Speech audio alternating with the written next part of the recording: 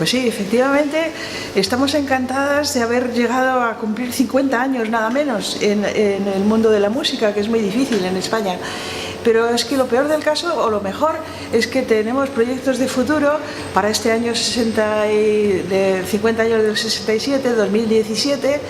Queremos que se escuchen las 5 lenguas ibéricas y, por lo tanto, volver a organizar una trobada doncs, ibèrica. Ja veurem com, i aquí l'encarreguem aquest projecte tan difícil de produir, perquè són molts viatges, molts hotels, molt de tot, però hem de posar en valor les 5 llengües que tenim aquí a aquesta península, no?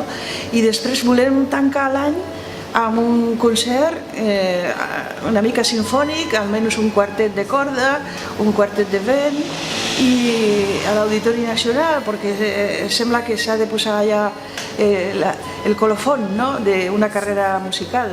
Continuarem cantant, per suposat, però jo dono per acabat el meu cicle musical amb aquest concert de l'Auditori i vull posar-me a estudiar de nou, perquè és que m'encanta la filosofia, la metafísica, cosa que comparteixo aquí amb l'amic i vull saber una mica més d'això per bé morir, entens? Per ajudar-me a morir a mi mateixa. La música sefardí me encontró a mí, pero era lógico. Yo llevaba trabajando el romancero por arriba y por abajo, me la encontré. Pero es justo en el momento en que yo estaba buscando la fusión de las músicas mediterráneas.